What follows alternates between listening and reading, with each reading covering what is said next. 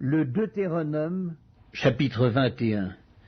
Si dans le pays dont l'Éternel ton Dieu te donne la possession, l'on trouve étendu au milieu d'un champ un homme tué, sans que l'on sache qui l'a frappé, tes anciens et tes juges iront mesurer les distances à partir du cadavre jusqu'aux villes des environs. Quand on aura déterminé la ville la plus rapprochée du cadavre, les anciens de cette ville prendront une génisse qui n'est point servie au travail et qui n'est point tirée aux joues.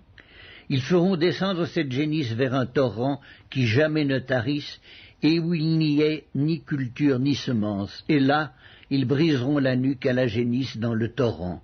Alors s'approcheront les sacrificateurs, fils de Lévi, car l'Éternel ton Dieu les a choisis pour qu'ils le servent et qu'ils bénissent au nom de l'Éternel, et ce sont eux qui doivent prononcer sur toute contestation et sur toute blessure.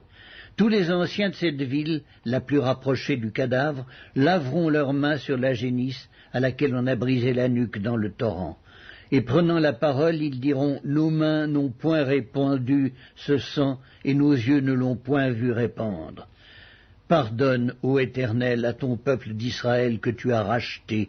N'impute pas le sang innocent à ton peuple d'Israël, et ce sang ne lui sera point imputé. Ainsi tu dois faire disparaître du milieu de toi le sang innocent, en faisant ce qui est droit aux yeux de l'Éternel. Lorsque tu iras à la guerre contre tes ennemis, si l'Éternel les livre entre tes mains et que tu leur fasses des prisonniers, peut-être verras-tu parmi les captives une femme belle de figure, et auras-tu le désir de la prendre pour femme. Alors tu l'amèneras dans l'intérieur de ta maison, elle se rasera la tête et se fera les ongles.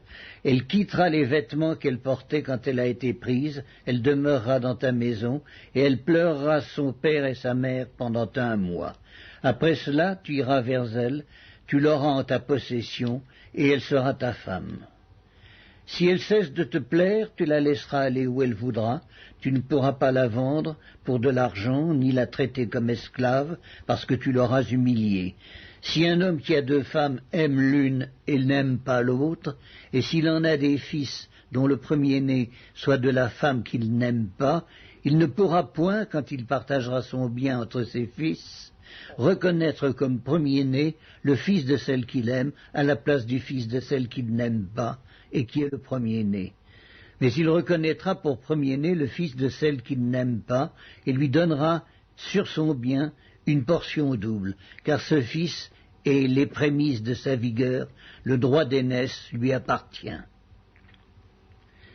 Si un homme a un fils indocile et rebelle, n'écoutant ni la voix de son père, ni la voix de sa mère, et ne leur obéissant pas même après qu'ils l'ont châtié, le père et la mère le prendront et le mèneront vers les anciens de sa ville et à la porte du lieu qu'il habite.